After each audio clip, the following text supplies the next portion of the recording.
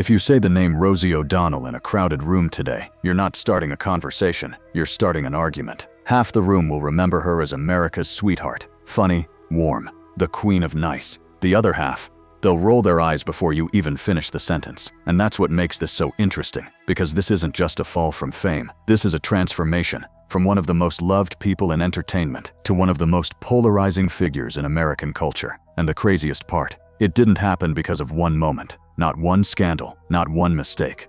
This was built over decades, piece by piece, fight by fight, headline by headline, and once it started, there was no going back. Before the controversy, there was dominance. In the mid to late 90s, Rosie wasn't just popular, she was everywhere. Her show launched in 1996, and it didn't just succeed, it took over.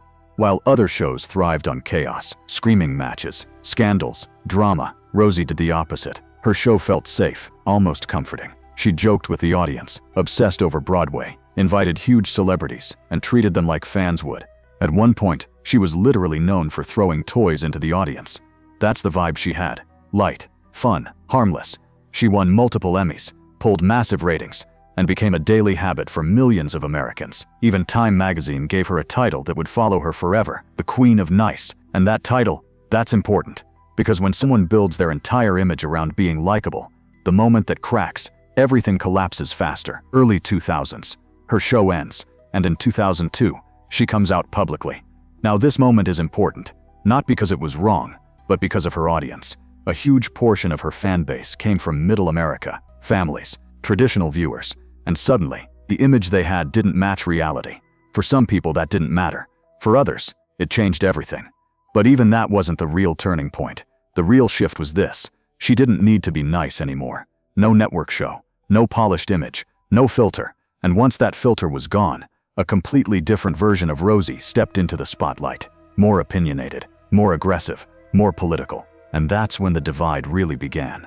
Then comes 2006. And this is where everything changes permanently. Because The View wasn't just entertainment, it was confrontation. The US was already divided, especially over the Iraq War. And Rosie didn't hold back. She spoke loudly, directly, and sometimes in ways that shocked viewers. She questioned narratives, made bold comparisons, and challenged things that a lot of daytime TV hosts would never touch. And for some people, that made her fearless. For others, it made her unbearable. But then came the moment that defined everything. The on-air clash with Elizabeth Hasselbeck. What started as a disagreement turned into one of the most uncomfortable moments in daytime TV history. Voices raised, accusations thrown, tension through the screen. It got so intense, they had to split the screen just to contain it. That wasn't entertainment anymore. That was raw conflict. And from that moment on, the narrative changed.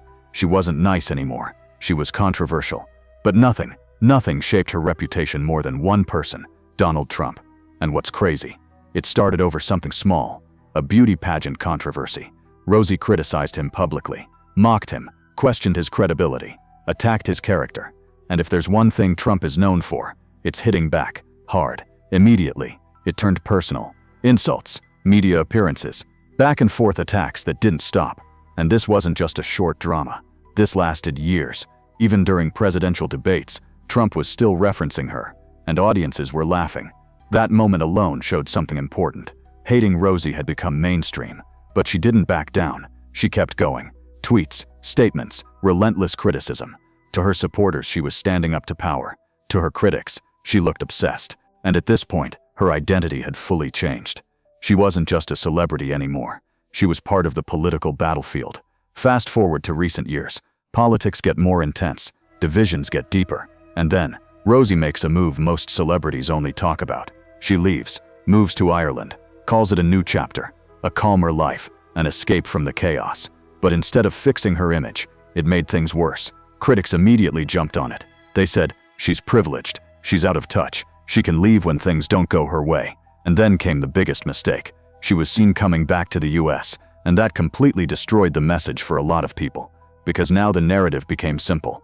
If it's so bad, why come back?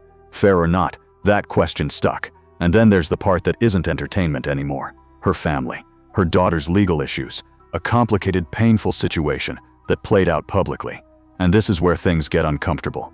Because no matter who you are, that's real life. That's not politics. That's not TV. That's family. But in today's world, Nothing stays private. Critics used it as fuel, saying she shouldn't lecture others while dealing with chaos at home. It's harsh, but it added another layer to how people viewed her. So what is Rosie O'Donnell today? She's not just a comedian. She's not just a former talk show host. She's something else entirely. A symbol of celebrity activism, political division, culture wars, and everything people either strongly support or strongly reject. There's almost no middle ground left. People don't just have opinions about her. They have strong opinions, and that's why the reaction is so extreme. Because at this point, it's not even about what she does next. Her image is already set. Love her or hate her, Rosie O'Donnell didn't just lose fans. She became the argument itself,